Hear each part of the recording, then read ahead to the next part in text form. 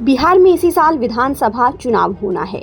चुनाव से पहले हैदराबाद के सांसद और AIMIM चीफ असदुद्दीन ओवैसी ने सोशल मीडिया एक्स पर एक के बाद एक दो पोस्ट कर सभी को चौंका दिया है। एक्स पर पोस्ट कर असदुद्दीन ओवैसी ने चुनाव आयोग पर संजीदा इल्जाम लगाए हैं। ओवैसी ने चुनाव आयोग पर आरोप लगाते हुए कहा कि बिहार में चुपचाप NRC लागू किया जा रहा है, जो राज्य में होने वाले आगामी विधानसभा चुनावों से पहले चिंता का कारण है। ओवैसी ने कहा कि चुनाव आयोग का ये कदम कई असली भारतीय नागरिकों को वोट देने से रोक सकता है और चुनाव आयोग पर लोगों का भरोसा कम कर सकता है।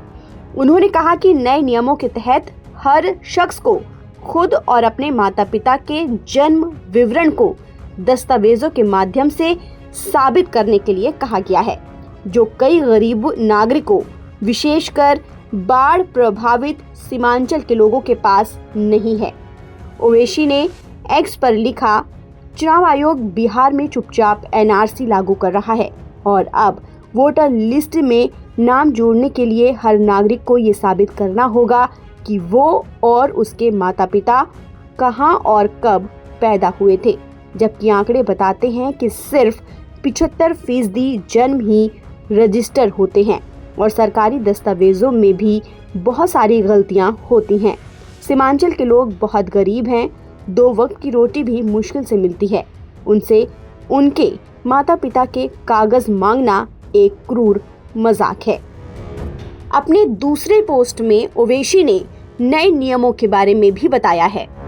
पहला, अगर आपका जन्म जुलाई 1987 से पहले हुआ है तो आपको 11 मान्य दस्तावेजों में से कोई एक देना होगा जिसमें जन्म तारीख या जगह लिखी हो।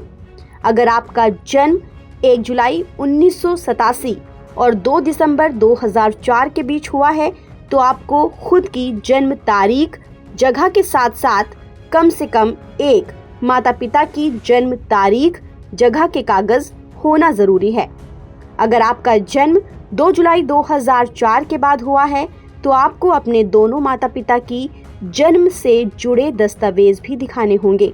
अगर माता या पिता भारतीय नागरिक नहीं है तो उनके पासपोर्ट और वीजा की कॉपियां भी जमा करनी होगी। उन्होंने बताया कि सुप्रीम कोर्ट ने 1995 में लाल बाबू हुसैन केस में साफ कहा था कि किसी व्यक्ति को वोटर लिस्ट से बिना सूचना और प्रक्रिया के नहीं हटाया जा सकता।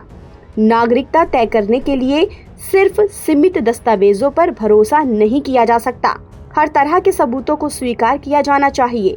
ओवैसी आगे कहते हैं कि बिहार की जनसंख्या बहुत ज्यादा है और वहां कनेक्टिविटी बहुत खराब है। ऐसे में जून जुलाई के 1 महीने में घर घर जाकर जांच पूरी करना असंभव है। चुनाव आयोग की ये योजना गरीबों को वोटर लिस्ट से बाहर करने की साजिश लगती है। ओवैसी ने इन आरोपों से बिहार चुनाव से पहले ही राजनीतिक माहौल गर्म कर दिया है। अब देखना होगा कि चुनाव आयोग इस पर क्या सफाई देती है और क्या बिहार की राजनीतिक पार्टियां इस मुद्दे को चुनावी मुद्दा बनाती हैं या नहीं। ताज़ा अपडेट के लिए आप बने रहिए नवभारत टाइम्स के साथ।